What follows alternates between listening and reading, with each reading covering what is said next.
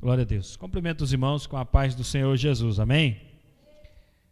Abra sua Bíblia na carta de Paulo aos Colossenses.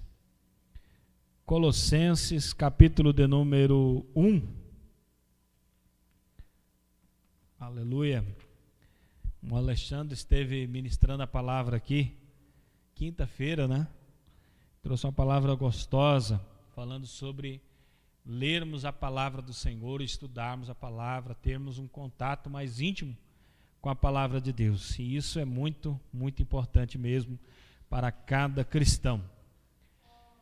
Aleluia. Carta de Paulo aos Colossenses, capítulo 1, e o versículo de número 21 e o versículo 22.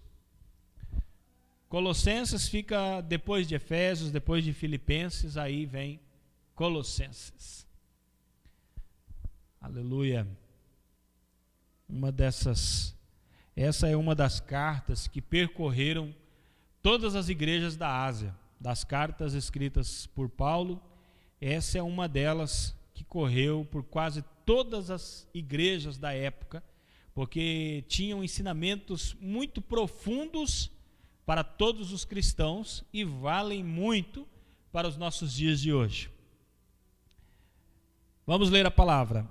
A vós também, que noutro tempo éreis estranhos e inimigos no entendimento pelas vossas obras más, agora, contudo, vos reconciliou no corpo da sua carne pela morte, para perante ele vos apresentar santos e irrepreensíveis e inculpáveis.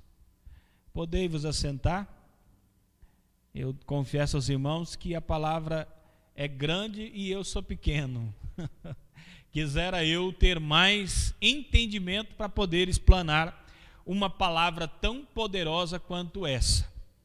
Mas diz a palavra de Deus que Deus criou o homem perfeito. Quando Deus criou Adão, Deus não criou Adão cheio de mancha, culpa e objeto de repreensão. Deus criou Adão de uma maneira perfeita, pois disse Deus: façamos o homem à nossa imagem e semelhança. Mas acontece que o homem rompeu esse pacto com Deus, ele pecou contra Deus, e o pecado gerou a morte, e gerou a decomposição, e gerou a degradação, e gerou máculas, e gerou manchas, e gerou separação de Deus. Por causa do pecado, o homem ficou culpado, não ficou mais aceito perante Deus. E no homem não havia só um motivo, mas existia vários motivos para repreensão, e a sua conduta era repreensível, havia culpa, e ele já não era mais santo, e estava vivendo ao seu estado.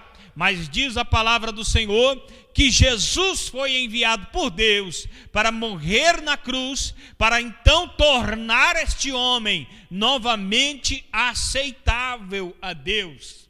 Pois bem, eu achei muito importante aqui, quando a palavra diz assim: a vós também, que noutro tempo éreis estranhos. Quando a palavra está falando a vós também, que noutro tempo éreis estranhos, Paulo não está se dirigindo aos judeus, Paulo está se dirigindo aos gentios. Se você não sabia quem eram os gentios, prazer, somos nós mesmos, nós somos os gentios. Paulo está dizendo aos gentios: a vocês também, que noutro tempo éreis estranhos. O que quer dizer esta palavra estranhos? Esta palavra quer dizer excluídos, distantes, hostis à presença de Deus. Efésios capítulo de número 2, versículo de número 1 até o 5 vai dizer que éramos pagãos, A nossa conduta era de pagãos, nós adorávamos deuses falsos, nós andávamos segundo o curso do mundo, éramos conduzidos, arrastados pela inclinação da nossa própria carne. O homem que não teme a Deus, o homem que não serve a Deus, o homem que ainda não se entregou a Cristo, ele ainda continua andando segundo o curso do mundo, ele ainda continua sendo arrastado pela concupiscência dos olhos, arrastado pela inclinação da carne. Ele não faz a sua própria vontade porque é escravo da sua natureza carnal. A sua natureza carnal o faz pecar contra Deus. Ele é incrédulo, desobediente às normas sagradas, é desobediente às sagradas escrituras, e Efésios bem vai dizer que são filhos da ira. O que quer dizer a palavra filhos da ira? Quer dizer que estão destinados à ira vindoura, à ira futura, estão destinados à perdição. E enquanto não se encontrar com Cristo, enquanto não se entregar para Cristo, não tem nenhuma possibilidade de relacionamento com Deus. Estranhos, distantes, separados, não tem possibilidade de ter relacionamento com Deus enquanto não se entregar a Cristo. Nós lemos muito bem, a palavra está dizendo que ele se tornou, éreis estranhos e inimigos no entendimento, mas portanto ele, Jesus, vos reconciliou. Éramos estranhos, sem Cristo não tem. Outra coisa que me chama a atenção nessa palavra é o levados pelos maus pensamentos e ações. Uma vez aqui eu preguei que o pensamento, ele conduz você. Se os teus pensamentos forem bons, você vai ter um bom caminho. Mas se os teus pensamentos forem maus, o teu caminho também será mau. É por isso que Jesus disse: se os teus olhos forem bons, seu caminho será um caminho de luz. Mas se os seus olhos forem maus, seu caminho será um caminho de trevas. Se o homem tem pensamentos ruins na cabeça, o tempo todo está pensando em coisa ruim, ele está maquinando mal, fazendo mal, colhendo mal. E a Bíblia bem diz que quem semeia vento colhe tempestade. Então a pessoa vai sofrendo e sempre sofrendo por causa dos seus maus pensamentos. Romanos capítulo de número 1 e versículo 28, a Bíblia registra que os homens eram entregues a sentimentos pervertidos.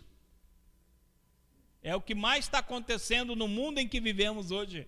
Há uma perversão, uma inversão de valores. Os homens estão achando que o errado é o certo e o certo se tornou errado. Isso não é porque eles querem, é porque eles são levados por isso. Eles são arrastados e eles estão cegos, não estão vendo, que estão cegados pelo entendimento. Não conseguem ver Deus, estão arrastados pelo mal. Sentimentos pervertidos. Romanos capítulo de número 8, versículo 7 diz que aquele que é amigo dos prazeres, que se concentra nas coisas da carne, é inimigo de Deus. Efésios 4:17 diz que são levados pelas vaidades. Ele tem um desejo, ele quer aparecer, ele quer o nome, ele quer ter dinheiro, ele quer enriquecer, ele quer ter fama, e essas vaidades os arrastam. Tito capítulo 1 e versículo 15, a Bíblia diz para termos muito cuidado, para nós termos a mente pura e não ter a mente impura, como os incrédulos. Mentes impuras. Meu irmão, eu não sei você, mas eu convivo no meio de um povo que tudo que você fala, ele malicia. Ele tem uma coisa ruim para falar daquilo que você está falando. Ele tem uma mente maliciosa. Você tem que ser cuidadoso, escolher bem as palavras, porque se você falar alguma coisa que dê objetivo para ele, que dê opção para ele maliciar aquilo. Por quê? Porque a mente é impura.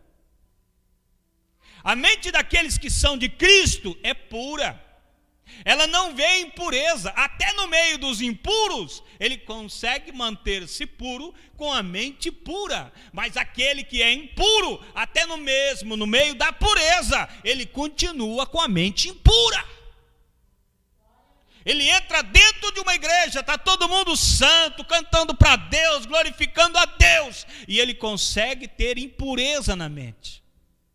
Por quê? Porque ele ainda não entregou o seu coração para Cristo. Ele ainda é um pagão, ele ainda é um carnal, ele ainda é um incrédulo. Pedro disse: com os olhos cheios de adultério, só maquinam o mal, só pensam o mal, são conduzidos pelo mal. E enquanto continuarem nesse caminho, o destino é a perdição eterna. Não tem outro jeito, não tem outro lado, não tem outra opção. Não existe um purgatório onde você diz: não, eu não pratiquei nenhum crime grave, eu não matei ninguém, eu não fiz coisas tão graves assim, então eu vou lá e vou purgar os meus pecados e logo vou para o céu. Não existe esse meio termo. Ou você entrega o coração para Cristo, porque é Cristo quem justifica o homem, ou você vai para o inferno. Não existe outra opção. A Bíblia está dizendo bem claramente: a vós também, que no outro tempo erais estranhos e inimigos no entendimento pelas vossas obras más, agora contudo vos reconciliou no corpo da sua carne pela morte. Para que você fosse aceito diante de Deus, havia um preço, e o preço era a morte de Cristo na cruz do Calvário. Não tem outro valor que pague a sua aceitação diante de Deus. Não existe dinheiro que paga. Não existe o hino da harpa que diz assim, que não foi com ouro ou prata que nos comprou o Senhor, mas foi com sangue vertido na cruz, sangue precioso, sangue poderoso. É importante notar que a Bíblia faz menção que não foi nós que tomamos a iniciativa de se reconciliar com Deus, mas foi o próprio Deus que tomou a iniciativa de nos reconciliar para Ele. Aleluia! Efésios capítulo 2, versículo 4 e 5. Ele tomou a iniciativa. Segundo Coríntios capítulo 5, versículo 18, a Bíblia diz que não havia nenhuma vontade em nós de nos reconciliar a Deus. Mas mesmo assim, mesmo nós sendo pecadores, Ele morreu, nos amou e nos salvou. Aleluia. Isaías capítulo 53, versículo de número 5 diz que o nosso castigo caiu sobre Jesus. Era você que devia estar morrendo na cruz. Era você que merecia aquele sofrimento. Era você que tinha que apanhar, ser martirizado, sofrer, carregar aquela cruz. Era o seu sangue que tinha que ser derramado, porque a palavra é bem clara em dizer: a alma que pecar, essa morrerá. Então o fruto do pecado é a morte. Era você quem tinha que morrer, mas Cristo tomou o seu lugar, e o castigo que era para você, Ele pegou para Ele, tomou o seu castigo para que você não fosse castigado. Pelas pisaduras de Cristo fostes sarado. Jesus mesmo disse lá em Mateus capítulo 26, versículo 28: este é o sangue que é derramado para a remissão de muitos. É o sangue de Cristo que é remidor. Efésios 1:7 diz que é pelo sangue de Jesus vertido que é a redenção. Precisa, irmão, nós estudarmos a palavra. Precisamos estudar a palavra e entender uma coisa: sem a morte de Cristo na cruz, não existe nada. Não existe nada.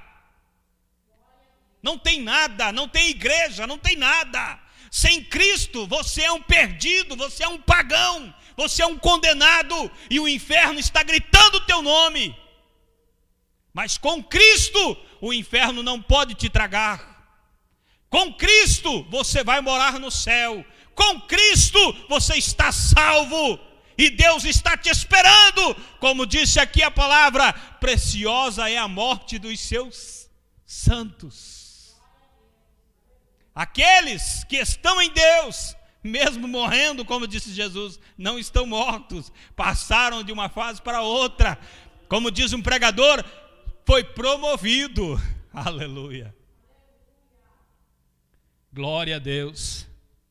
A morte expiatória de Cristo na cruz é o processo de reconciliação. Sem a morte de Cristo na cruz, não tem jeito. Mas eu quero me deter um pouco aqui na parte final. Vocês eram gentios, pagãos, perdidos. As suas obras eram más e os seus pensamentos eram péssimos. Contudo, ele vos reconciliou pela sua morte na cruz. E quando fala morte, não é só um filminho que está passando. Ele realmente morreu na cruz. Ele realmente sangrou. Ele realmente apanhou e ele sentiu as dores.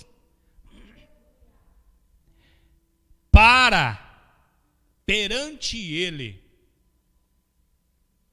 glória a Deus, apresentar-vos santos, irrepreensíveis e inculpáveis. Eu friso aqui a palavra perante ele. Perante ele quem? Perante Deus. Irmão, perante Deus, santo, irrepreensível e inculpável. Deus olhando para você e não ver culpa em você, não ver motivo para te repreender e ver santidade em você. Como isso é possível?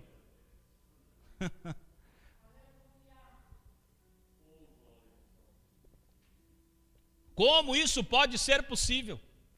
Se existe uma frase que diz, errar é humano, o homem é pecador, quem não erra, quem não tem erro, atira a primeira pedra, porque todo mundo erra. Os homens pecam constantemente. Como eles vão se apresentar diante de Deus e Deus olhar para eles e não ver culpas, estarem irrepreensíveis e santos? Como? Só mesmo pelo processo da reconciliação efetuado por Cristo. Só Cristo pode fazer isso, porque quando Deus olha para você, Deus não está te vendo, Deus está vendo Cristo em você. Aleluia. E esse é o motivo por que você está aqui, porque Cristo está em você. Você e Cristo é um. Cristo vive em você. Se você não tivesse Cristo, você estava perdido. Mas a palavra santo diz assim, Deus é santo. 1 Pedro capítulo 1, versículo 15 e 16. Deus é santo, então procurai andar em santificação. Note bem, Deus santifica. E nós fazemos o quê? Procuramos nos sujar? Porque Deus vai nos santificar. Então, quanto nós se sujamos, Deus nos limpa. Nós corremos atrás do pecado, mas Deus nos resgata e nos santifica. Vai ser sempre assim? Não, o que Deus quer, meu irmão, é que Ele está santificando você, mas você está correndo ao encontro da santificação também.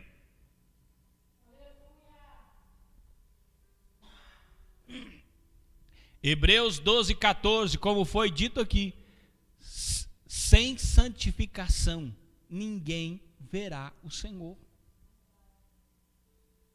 Porque perante Ele você tem que estar santo. Se você tiver uma mancha, você não é aceito. Você precisa ser santo. Então procure ser santo. Efésios capítulo 5, versículo 27 diz que a igreja será apresentada a Deus sem mancha, sem mácula, sem ruga, irrepreensível. A igreja é santa, Deus é santo, o crente tem que ser santo, procurar santidade. Não tem outra solução. É esse o viver do crente. 1 Tessalonicenses capítulo 3, versículo 13, a palavra diz que nós devemos ter um coração santificado.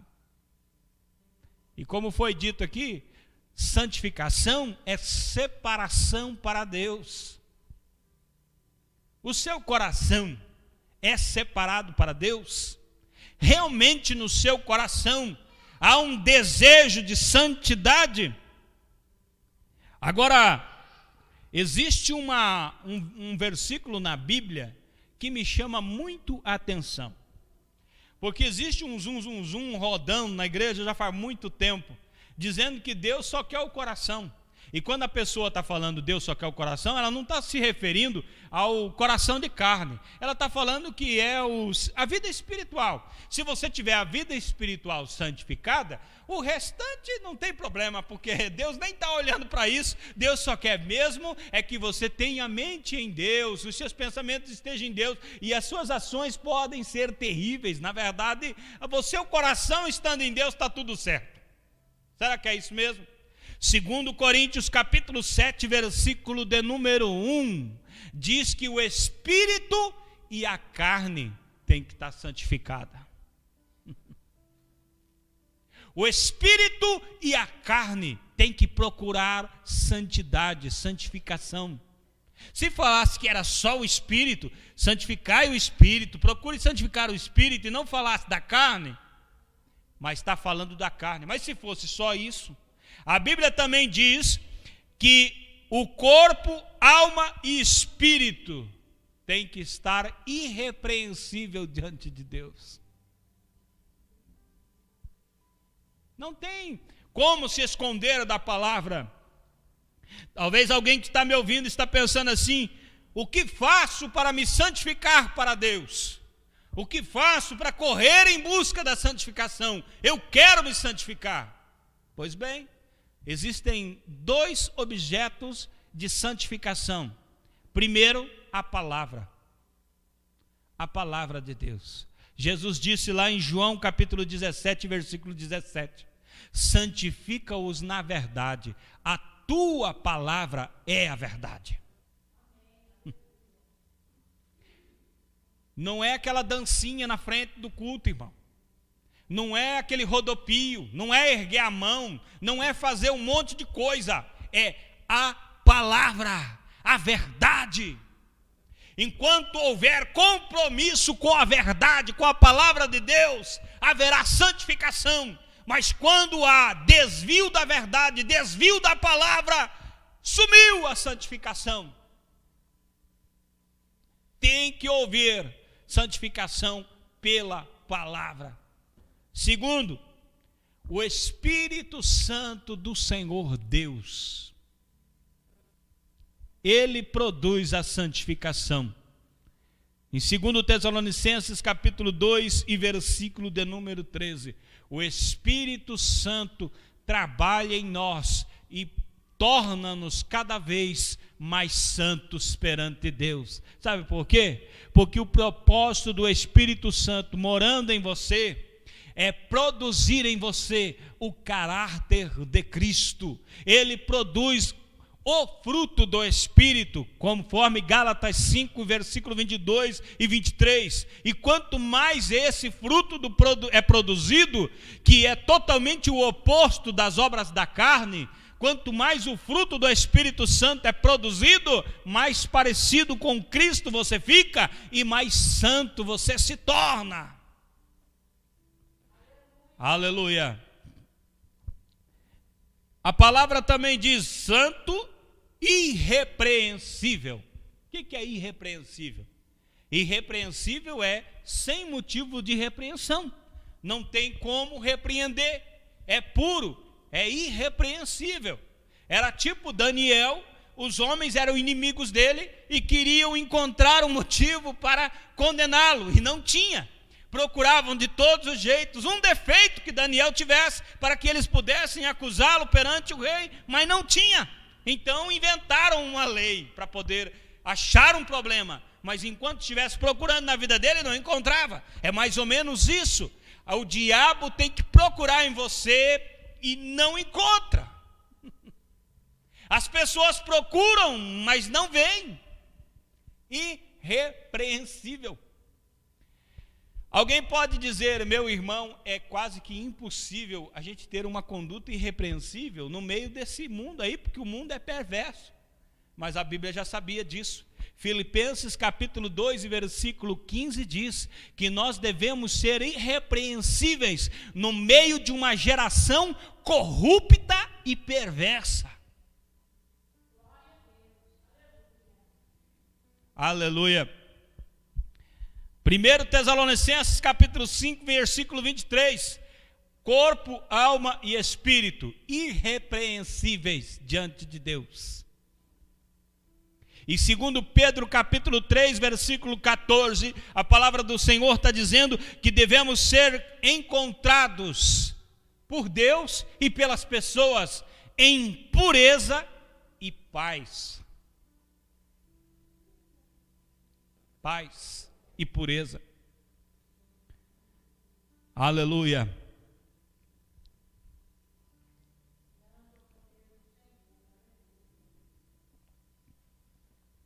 E a última palavra aqui: santos, irrepreensíveis e inculpáveis. Inculpáveis. Se você estivesse num julgamento, existem muitas possibilidades de você ser absolvido. Às vezes você até é culpado, mas existe uma outra lei que te inocenta pela sua culpa. O advogado consegue arrumar uma estratégia alegando que o seu comportamento foi inapropriado devido a uma outra situação que aconteceu lá na sua adolescência, ou um comportamento, uma deficiência mental, eu não sei, mas consegue fazer com que a sua culpa seja anulada, mas você não deixa de ter culpa. Você é culpado, mas é inocentado porque você tem um outro problema, um outro fator que faz com que você faça o que você fez. Só que diante de Deus não vai ter como você chegar e dizer assim: não, Deus, eu pecava porque eu tinha um problema, eu não tinha a minha cabeça no lugar. Eu vivia correndo atrás do pecado, eu queria fazer as coisas que o diabo queria, mas é que eu não é que eu queria, é que quando eu vi eu já estava, não tem jeito. Diante de Deus, ou você é santo, ou nada. Ou você não tem culpa, ou você é totalmente culpado.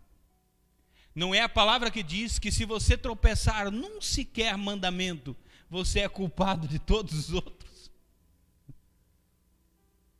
Então eu fico bobo de ver alguém aí tentando cumprir um mandamento. Olha, esse mandamento tem que ser cumprido.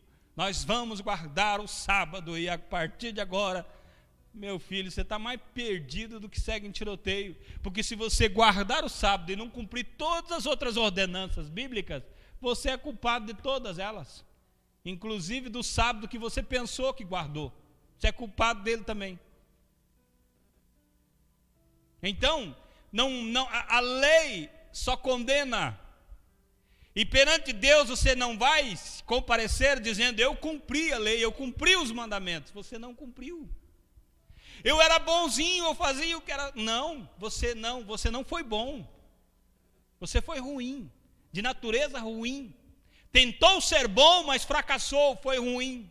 A única maneira de parecer diante de Deus inculpável é através do sangue remidor, redentor, santificador, purificador de Cristo. Sem esse sangue não existe inculpabilidade. A Bíblia diz em João 3,16 que Deus tanto amou o mundo que enviou o seu Filho para que todo aquele que nele crê não pereça, mas tenha a vida eterna. Mas segue o texto dizendo: porque Deus não enviou o seu Filho para condenar o mundo, mas aquele que não crer no Filho de Deus está condenado. Aquele que não crer em Jesus tem defeito, tem culpa, é manchado e não é aceito. Somente através de Cristo você vai encontrar inculpabilidade. Filipenses 1:10, há uma coisa muito importante para a igreja dos últimos dias. Porque diz para nós buscarmos conhecimento na palavra de Deus e ciência das Escrituras, para nós aprovarmos ou dar aprovação às coisas mais excelentes. Calcula comigo, será que é por isso que nos últimos dias a igreja, que é chamada de igreja cristã, se vendeu a tantas vaidades e tantas coisas abomináveis, pensando que tudo é certo? Será que é porque deixou de mergulhar mais na palavra e mais no Espírito Santo, mais na graça de Deus, e por causa disso os olhos foram meio que vendados, e agora o que não é puro se torna puro, o que era pecado agora deixou de ser? Será que é isso? Antes tudo era pecado, agora mais nada é. Está tudo certo. Para os nossos irmãos de antigamente, havia uma rigidez, mas agora a mente abriu, entre aspas. Estou maduro. Devemos ter um certo cuidado, porque as coisas não funcionam bem assim. Segundo Tessalonicenses capítulo 3 e versículo 7, Paulo está dizendo o seguinte, que nós devemos atentar para a vida dos irmãos que são mais puros, mais santos, que procuram ter uma vida mais organizada, e a partir daí seguirmos esses exemplos para não viver desordenadamente. Devemos procurar, buscar a santificação. Devemos procurar, correr atrás, querer ser irrepreensível. Devemos querer, devemos tentar ser inculpável, porque é esse o caminho do cristão. O cristão não vive pecando, vivendo arrastado pelo pecado. Romanos capítulo 6, se não me falha a memória, 5 ou 6, diz assim: olha, então agora vamos permanecer no pecado para que a graça superabunde? De maneira nenhuma, nós somos livres do pecado.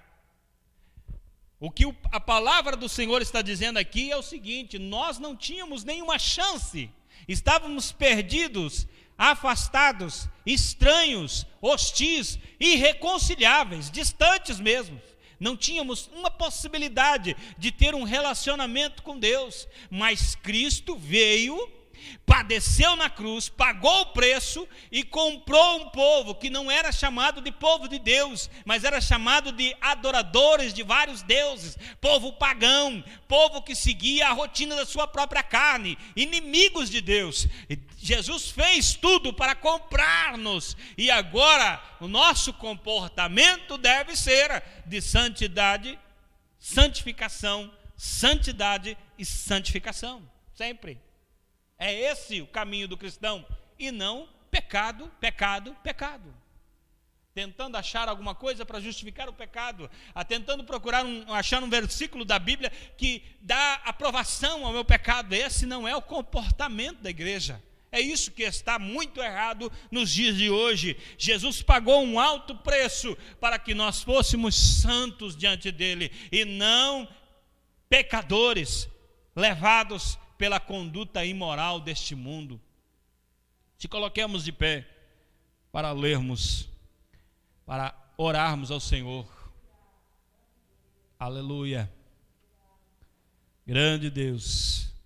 Nós sabemos que Deus está neste lugar, e Ele tem sido fiel para conosco, tem nos abençoado muito, apesar de nossas falhas, de nossos defeitos, mas o Senhor tem sido bom. É chegado um tempo, irmão, de decisão. A igreja do Senhor Jesus precisa se decidir para que lado vai. Ou se abraça com Cristo, ou abandona de uma vez, porque daqui uns dias é o arrebatamento. Daqui uns dias a igreja sobe daqui. E quem não subir com Cristo, como vai explicar para esse mundo que lê a igreja como um livro? Como que vai explicar? Se você fosse um cristão num mundo distante, num país onde não tem cristão, você até seria, ninguém ia criticar você, mas vivendo num país chamado país cristão, você dizendo que é defensor da verdade, Jesus vem, arrebata a igreja e você fica. Como é que você vai explicar para as pessoas? Então é hora de tomar uma posição. Em cima do muro já pertence ao diabo. Quem está em cima do muro já está perdido, já está condenado. Não, mas eu acho que Deus está certo, mas é que eu prefiro seguir meu mundo. Você está perdido, você precisa entregar o coração de